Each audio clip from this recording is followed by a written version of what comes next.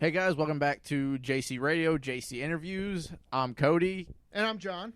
We are here with Static X. We're actually talking with Ken and Tony today. If you guys want to introduce yourselves real quick. He's Ken. And he's Tony. All right. I guess just real quick, other than Static X itself, what other projects have you guys been involved with? That's a loaded question. I got to think about it. Kenny, you go. We could just bring up your Wikipedia page. That would be the way to do it. And all it underneath projects or associated acts, it'll just say everybody. As far as me, I haven't really been associated with anybody. For the last 15 years, I've been teaching drums. Okay. And this was Static X was this thing the four original guys built. Yeah. And I played with another band named Godhead for about 8 months after I was out of Static. But and they're great guys. It was a great album. But, got burned out on it. So, yeah, I went back to teaching. All right. So, Tony, do you have everybody listed in your head now? I guess if not everybody for Tony, who are some of the bigger ones, I guess?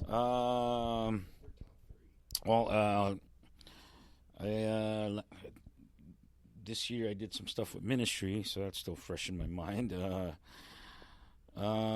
Before that, I did some stuff with the Cavallera Brothers. Played in Soulfly for 3.5 years. Played in Pronged for like a year and a half. Did a handful of gigs with Possessed. So literally everyone. Yeah, well, I'm still waiting for that Metallica call. But, yeah. All right. I think for you, it's got a Yeah. I think, yeah. Just waiting for him to like break his collarbone or something. Yeah, it happened to me. So, So, I guess just like even outside the band, how long have you all been like playing your instruments for? Oh, I've been playing since I was a kid. So long ass time. I don't even remember. For me, I started when I was 2. The actual drum lessons and stuff started, school band, 10 years old, and haven't really stopped actually. So All right. All right, so now the basic questions are out of the way. So basically, you guys just got back from Europe, right? Yeah, we did a little over a month there, Ukraine, Russia, 2 shows in Russia, and awesome. then like a solid month in Europe. So how would you compare the touring life in Europe versus like the touring life in the U.S.? I don't know. Is there a difference? One major difference: air conditioning or lack thereof. Do you want air conditioning? The joke out there is, hey, you want more air conditioning? Here you go. Oh gosh. So. Well, and we also, there were 3 bands and 2 merch women on one bus. Oh wow. Yeah, there was 18 of us on one bus. So, that's it was a huge bus. I don't know that we've ever done anything like that over here. But from a show standpoint, I mean, it's pretty much the same energy. Everybody was really excited about it, and everything was sold out over there. It was really incredible. So is that common for like European tours just to have everybody bunk into one bus, or? These days, more and more bands seem to be doing that just because it's more cost effective, and the buses are huge out there anyway, so you can fit 2 bands on a bus. As long as they're not both like the size of Slipknot. Yeah, gotcha. But the business being what it is these days, it just makes sense to double up on a bus, and just keep your costs down. Yeah, that makes sense. We did see, we were talking about this yesterday. Actually, somebody just saw online that there's a tour bus company that is going to make double-deckers in America. And I read something about that, actually. Yeah, there's 16 bunkers. So, I would imagine you'll see that happen a lot more here. like Slipknot and Mushroom Head sized bands on one bus. Yeah, There you go. That may work. Maybe, may not. Yeah. Speaking of Mushroom Head, what's it like having them on the tour now? Oh, it's been really cool, man. Never actually. Well, I met those guys briefly once, like maybe 5 years ago, but never actually got to see them live. So getting to see them every night now is pretty cool. It's my first time seeing them live. So. Oh, right on. Yeah, they put on a great show. That's awesome. Yeah. That's good, man. So you guys had kind of started off, you guys have a history of touring for a very long time. How would you compare either your tour life personally or as an industry back in the early 2000s to now? Well, at the time, bands, there were a few bands that toured like we did, but, we were pretty much out for about 3 years on Death Trip originally. And it started, there was a lot more money involved in it, just in, the actual investment for it. So, we went from an RV to a bus, and we always shared space on semis with other bands. So that was how you cut costs at the time. And then for the machine tours, we were 2 buses. We did band had a bus, crew had a bus. So yeah, there was a lot more money involved. A lot more, there were bigger packages that went out. It wasn't just like festival type touring. But you could do 3-4 bands and do an arena tour. Okay. Whereas now, it's just everything's a lot more. You got to be more efficient, and that's why you see 2 bands on a bus and you're pulling a trailer and everything. But I would tell you, because of that, it doesn't hurt any that we already knew the Dope guys from 20 years ago. So you put both those bands on a bus, and everybody got along really well. Yeah. And so yeah, I would say that from that sense there might be a little more camaraderie, whereas before you actually, it was an effort to go see another band and go up on their bus or whatever. Okay. Mm-hmm. Obviously everybody's super excited that you guys are doing this reunion show, but what was like the driving force that gave you the idea of, let's get this going, like, other than obviously, for Wayne? Yeah, but that was a big part of it. Yes. Yes. That was actually, the thing that kind of started it all going in my head was, I felt that Wayne never got the send-off he deserved. And so, that, led to, well, we should do like a real memorial show. And then that led to, well, why only do one show? Wayne had fans everywhere.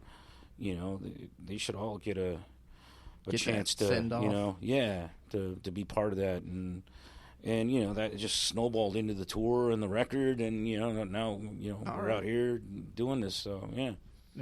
I guess from your standpoint, thinking, what was it like getting that call? Like, hey, I want to get all of us back. I want to make this a thing. Like, what was your thoughts on that? Like, what made you say, okay, I'm in? Well, the initially when Wayne passed, when Wayne died. That's too many people use that. Yeah. And when Wayne died, there were a couple of stupid offers that came in, and Tony was the one that pointed it out. Where at the time, probably the 3 of us emotionally couldn't have dealt with it. Yeah. This is effectively, 25 years of Koichi and Tony's life, and a little over 30 years of my life, being associated with Wayne. And Tony was the one that pointed out, if we do this, it's going to be like a tribute band or a cover band. It's not going to be Static X. Yeah. And so, we had made contact before Wayne died, just to see how each other was doing. Tony was touring a lot, and I went out and saw him, and you know, I was talking to Koichi, and then Wayne died, and we got these offers, and didn't even think about it at the time. And then Tony sends me a recording of Push It. This is years later. Yeah, this was years later. I mean, it wasn't just like, oh, you know, December after Wayne died, Tony sends me this thing. He a couple years later, he's like, hey, I'm sending you something. And I'm like, okay, sure, and you know, and it was a recording of Push It. Mm-hmm. And I was like, yeah, you know, I've heard the song. I'm familiar with it. And he goes, it's not Wayne. And that was the start of it. Okay. You know, Tony found the guy, and I'll let him take over from here. All right. Yeah, going from that, was it someone you found to approach to be Zero right now, or was it someone that you knew that was like, hey, you know, Yeah, it it was an old friend of the band's. Okay. And, you know, I kind of had a suspicion that he could do the job, so... decided to try it out for yourself? Yeah. And when I heard it, I was like, I think this can work. And when I showed it to Kenny and Koichi, they were like, yeah, so I heard this before. I'm like, that's not Wayne, dude. And they're like, oh, yeah, okay, this could work. So, yeah, that was the process of Okay. bringing Zero into the fold.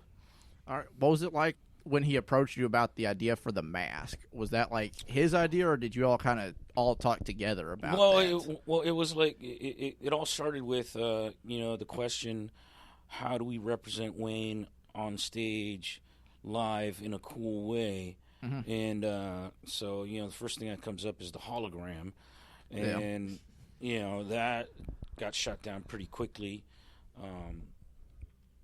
just because, you know, the thing about the band was always that particularly live, was that energy that you had on stage between the four dudes on stage, and you're just not going to get that with a hologram. You know? So that idea got shut down pretty quick. So we were like, all right, so what do we do? And we thought of the robot mask from the little robot from the Push It video. Okay. And we actually filmed a video with Zero wearing the big helmet that has the big X face, and it came out really cool. But logistically, it would be a nightmare because you're blinded into things. So you'd have to have somebody walk him out to the stage and make sure he doesn't fall off the stage. You know. So it was cool for the video, but it wasn't going to work live. So I went back to the drawing board, and so, you know, we were like went to you know, all those merch items we had with of skulls with Wayne's face or his beard and hair, and we gave that idea to a friend of ours, Lainey, who does masks for Slipknot, for John 5, a bunch of other people. You know, she's a pro in the business, and so we gave her the idea, and she came back with that. And then when we put the hair up, we were like, "That's it," you know? Yeah. Awesome, man. So that's how that came about. So I got two questions from social media real quick. All right.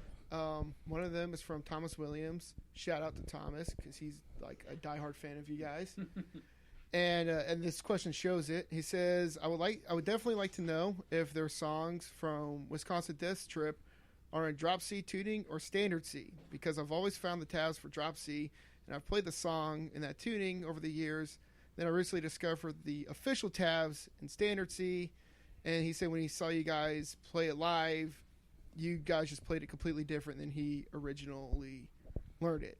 So I guess what tuning is that? Standard C. Standard C? Yep.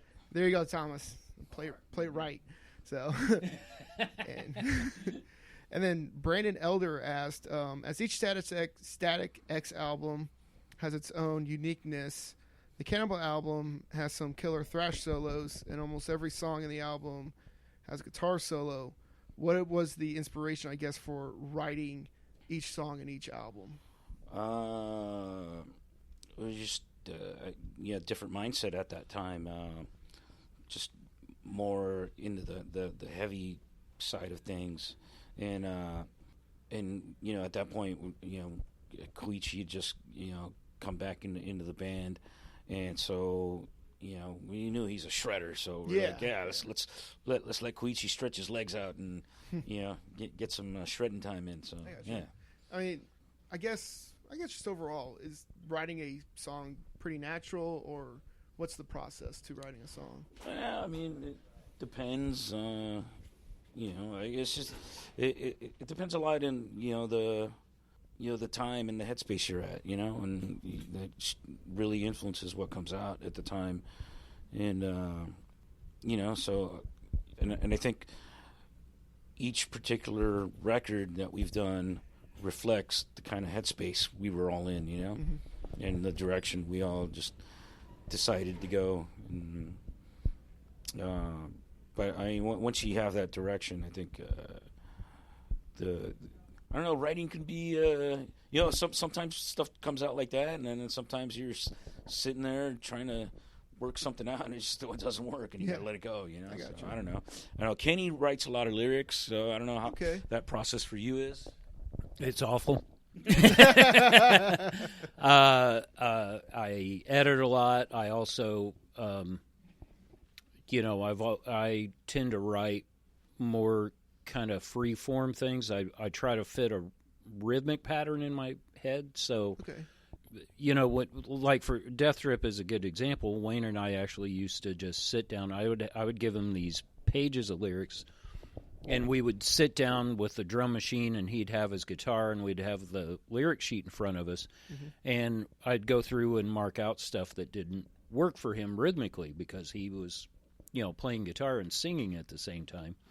And, that kind of percussive staccato delivery at the time, he always had a really unusual rhythmic delivery. Death Trip was, the first thing where he tended to follow set patterns, but even then there's parts of I Am or whatever where he'd triple, he would do like a triplet over. So, from a band writing standpoint, the one thing that we did was we never told each other what to play. We told each other if we liked it or didn't like it, but, every member, you come up with your parts and there's input like that. Usually, in the old days, Wayne would come in with a snippet, a rhythm guitar, and a drum machine.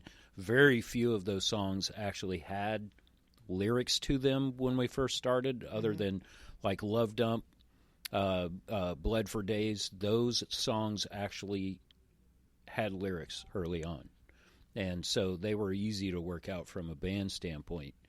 But, we always gave each other freedom to do stuff at first because it wasn't vogue at the time. The one thing we didn't do, we would have bridge sections where we would think, it's where a guitar solo could go, but we used a lot of sampling and noise at that time. But, Koichi was always able to do it. It wasn't like he went away from the band and taught himself how to solo. Yeah. He was always could do it. We just... all natural. And again, it wasn't vogue at the time. Everybody was making really interesting noise in some way or another, but soloing kind of went away in the 90s, and then kind of, obviously it's come roaring back. Yeah, of course. Yeah. Awesome. Okay, so last question. That being said, what advice do you have to give to people that either want to be in the music business, rock world, or just in show business? Stop now. No, it's be careful. Be careful what you ask for. You might just get it. Okay. I mean, it's a tough business. Yeah, to quote Cliff Burton, quit. I mean, we really enjoy doing it. You have to enjoy your own art that you put out. Yeah. You have to enjoy each other's company. We've done pretty much over 6 months of solid touring with each other at this point. And you're living on a rolling tube with people for like a year. So you better get along. And there's not a whole lot of privacy. Yeah. Like in Europe when you have like 5 bands on one bus. Yeah. Exactly. Yeah, I don't know how the two merch women did it. Because it's like 16 stinky dudes, but yeah, just enjoy yourself. I would tell young bands too. The old days you used to see these bands. They'd come out, they'd have one album, and they were rich. Which how did that happen? Yeah, it doesn't happen anymore. So yeah, if you're looking to get rich, again, quit. Yeah, you can enjoy yourself. You can bump up your salary, I guess. Your income, but yeah, you're probably not going to get rich. Okay. So make sure you enjoy it and you enjoy each other's company. Awesome. All right. Well, thank you guys so much for joining us today. Right on, man. Thanks for having us. Of course. This is JC Radio. We're signing out.